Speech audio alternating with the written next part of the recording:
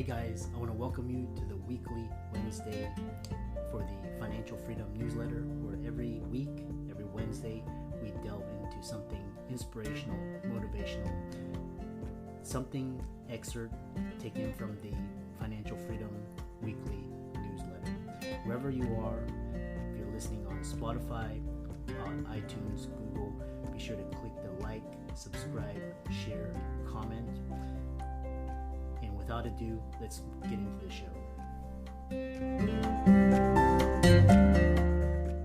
Welcome everybody to this week's podcast episode for the Financial Freedom Podcast. I'm your host, Dr. Christopher Liu. And as you know, I talk about 4 different types of freedom: time, financial, location, health freedom. And in that light, I'm always interviewing entrepreneurs, influencers, creators on the cutting edge, changing the world. So today we have Watson Jordan, and he's actually very interesting. He's the founder of the Resilience Initiative, which is going to be a really big topic today. He's also an educator and author. And so today we're going to be talking about clarity. We're going to talk about resilience, emotional resilience, life strategies, and thriving in today's world. So with that, I'll introduce Watson and bring him onto the show. Welcome, Watson. Thank you very much. I'm thrilled to be here and excited to talk about resilience and freedom. So I'm all for that. I'm saying I think resilience is the word for these days with just so much chaos and, upheaval. But I'm happy to have you on the show and tell us more about your story, and we'll go more into it. Good. So my story with the Resilience Initiative is I had followed a pretty traditional path. I'd worked in education at a school, at an educational nonprofit. I had sold financial products to schools. I developed financial products for associates. And I reached this point where I had a moment to stop and look around. And I went, I feel good about what I've done. I don't wish I'd done something differently, but I felt really called to take a turn towards a more impactful future on people. So a lot of it has to do with my first book. My wife and I lost a son a little over 20 years ago. In the process of going through that loss, putting our life back together, I noticed that the bookshelf for fathers or men grieving a significant loss written by men was almost empty. I mean, there are 1,000 books by women about how men should grieve, about how couples should grieve, about how women, thousands, and 3 by men. So I really felt called to share just my experience. Like most things that you're called for, it took a while, and I'm able to write. And I don't know how much writing you've done, but if any of your listeners have done any writing, it is hard work. Writing is hard. It's really difficult. I was doing that. I was working on that book, and a friend of mine, Diana Wu Davis, had just launched her initial cohort based on her Future Proof book, which is about taking a look at your life and through finding out what options are there and going in a unique direction. So I took her class and I founded the Resilience Initiative, and I've been promoting resilience around the world since then. Yeah. So yeah. Wonderful. Yeah, wonderful story. So we'll get clear into it. It's all about resilience. We'll just talk about, with the pandemic, you have this main idea where you talk about resilience in the pandemic, and kind of like a WTF moment, what just happened. Tell us, elaborate on that. with the pandemic. So I had released my first book. I was planning this fantastic global speaking tour, and then the pandemic came, and that all went away. So I was doing a good amount of work facilitating online discussions, and I found I started to have a few ideas that would turn into essays. So, but it didn't take long, because one of the lessons of the pandemic for me was that the last thing the world needs is 25 essays from one person. What the world really wants and benefits from, in this case, is 20 essays from different people around the world. So the topic and the prompt was resilient, how the pandemic taught us to be wiser and stronger. So that was the prompt that I sent out. So I am lucky I belong to a few global communities, and I sent out kind of invitations to write an essay to about 40 people, specifically men and women, different ages, different countries, different religions. I tried to get as much perspective as I could, and I ended up with 20 great essays. Resilience in the pandemic, post-pandemic time. So, and that drove the Resilience Initiative. We have a 5-3-1 plan for fortifying your resilience. What one thing I'm curious, because a lot of people, resilience is kind of a buzzword today. And I'm curious, a lot of people are interested in the intersection of resilience and identifying your core beliefs and getting clarity on why we do what we do. I'm interested to hear your thoughts on that. Sure. And I do a good amount of work in and around those areas. So I'll start with the basics of kind of my resilience work, and then I'll look at why, and I'll look at purpose and a few of those pieces.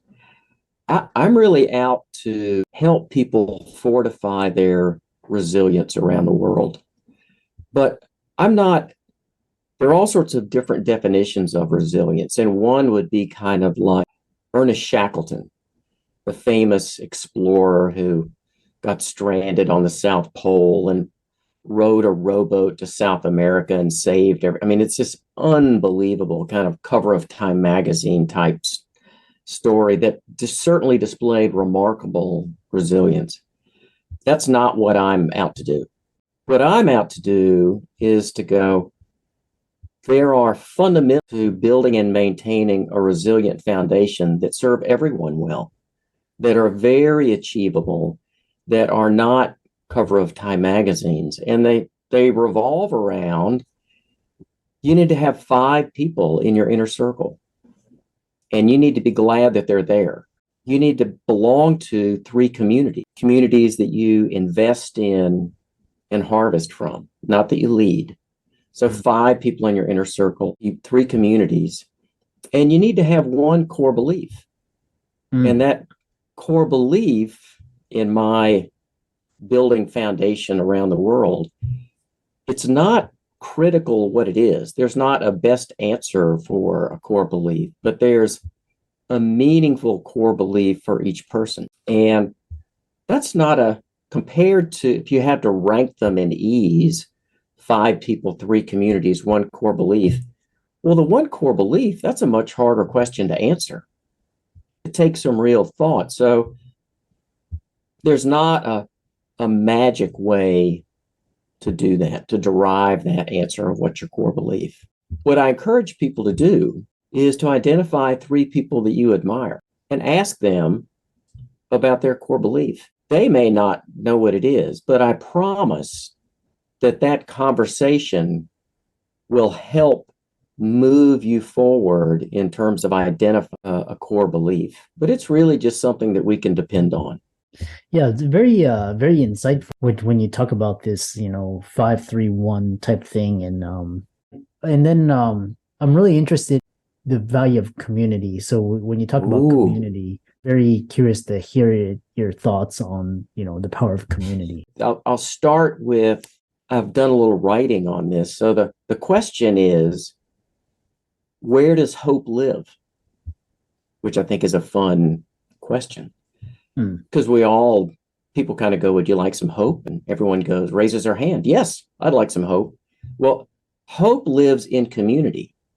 And if there's anything that the pandemic taught us, it's that gathering is powerfully affirming for humans. And gathering virtually is better than isolate. Gathering in person is different than gathering virtually. And I go, I think that's the first type of community I'd like to belong to.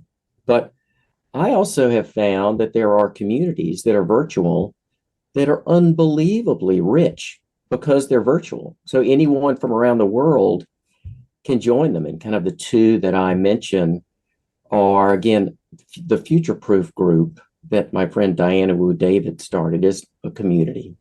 Mm-hmm. I also belong to a fitness community called Kenzai that a former student started about a decade ago. And it was great during the pandemic because it's always been virtual. So it didn't miss a beat. So those interactions were very powerful for me during the pandemic. Yeah. But gathering in person is tremendously fortifying. And I go to yoga. I go to hot yoga Asheville. If you're ever in Asheville, hit me up. I'm glad to give you a buddy pass. But at yoga, like any community, we get to see people doing things that we'd like to do. And it's inspirational. So I like to do a handstand. So I didn't know how to do it. But I saw people at yoga do it. And I went, well, I bet if I asked them, they would tell me what the first thing they did. And that, in fact, as an educator, that's a learning style. It's called novice to expert, where you just ask someone who you know has done what you want to do. And that's what we see in communities, because that's where hope lives. And we get to go and participate. And there's something that happens when we're together with like-minded people that's fortifying. It's kind of calming insights for our soul. And the thing is, like, these communities, so for example, like yoga, or you have like Burning Man, and just people coming together, South by Southwest, which is really very powerful. And then there's a book I think was really interesting, was The Power of Gathering, that came out. I'm not sure if it was written before, but it was very promoted after the pandemic, just the power of community, and we need people. And then so you have this foundation in resilience, and how it guides you in your team training, speaking, and books. And a lot of listeners out there are interested in checking out your book, and tell us more about what the book entails, and kind of give us a synopsis of it. Well, there are two books, but I want to jump back to one thing. So there are big, significant, powerful communities. I think any community is fine. If you like bowling, I think a bowling league is a fine community. I think just leaving where we are, getting together, doing something, there's something in that motion of coming together that's very powerful. And I think we get to pick whatever resonates with us. So, and in my kind of foundational work, that's the whole idea. It's, I just need to find places where I feel like I fit, where I can bring something to the table. I also take something away. But you ask about my books, and anyone who's written a book that's a great question. So my first book is Mine, Ours, and Yours, A Father's Journey Through the Life and Death of a Child. So that's about our son, William. And there was a movie called Yours, Mine, and Ours about a family that came together. And I liked that as a word play, but it was a little differently, because with grief in a marriage, there was my grief, there's my wife's grief, and there's ours as a couple. And that's in the book. I go to great lengths to describe it, and it's a mess. It is a mess because it is just there's no quick solution. So, but in the book, I talk about our life with William, his tragic death, and our life after. And what started as most people, if they live long enough, have something horrible happen to them or close to them.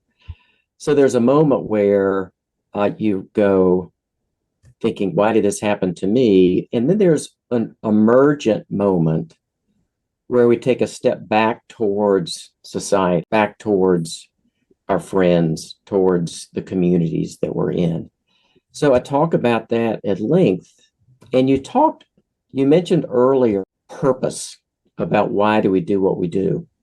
And I had a moment. William had been dead a couple of years, and I was running at the track at the school I worked at. And my experience with great ideas is I've never sat at my desk and written great idea at the top of a piece of paper and a great idea came. That's never happened to me. I've never talked to anyone that that's happened to. Most of my better ideas happen when I'm doing something, when I'm running at the track or on a walk. So I was running at the track and I had the thought, William just never got to have the life that he might have. But if I could help someone else have a life they never would have, that felt right to me. That was very liberating. So I went, well, I got to figure out how to do that. So we founded a triathlon that became a fundraiser for a scholarship in William's name. I ran into a group that was building a schoolhouse in Africa, and we did some fundraising to help build that schoolhouse. It's the path from that type of tragedy, a life of hope and action. So that's the story, and the details are in the book. And go ahead. Go ahead. No, please go ahead. Yeah, that's a wonderful synopsis and intro, and I encourage all the listeners out there to check out Watson's book. And it's been a fantastic interview. Lastly, a lot of the listeners, how can they reach out to you, follow you, and contact you? The easiest way to get in touch with me is my website, which is at #resilient. So that's all one word. So the word hash. There are easy ways to schedule some time with me. There's information about the books and the work that I do. So that's the best way to get in touch with me. Thank you for asking.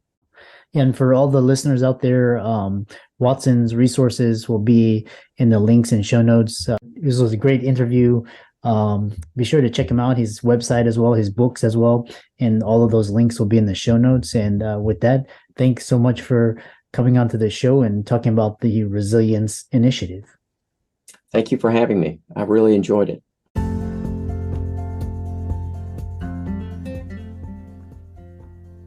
I hope you really enjoyed that wonderful, inspirational, motivational piece. Again, wherever you are listening, if you liked it, be sure to like, comment, share, subscribe. We're on everywhere: Spotify, iTunes, Google, Amazon, Audible. And without much ado, be sure to thank this show's sponsors, and we'll see you next week.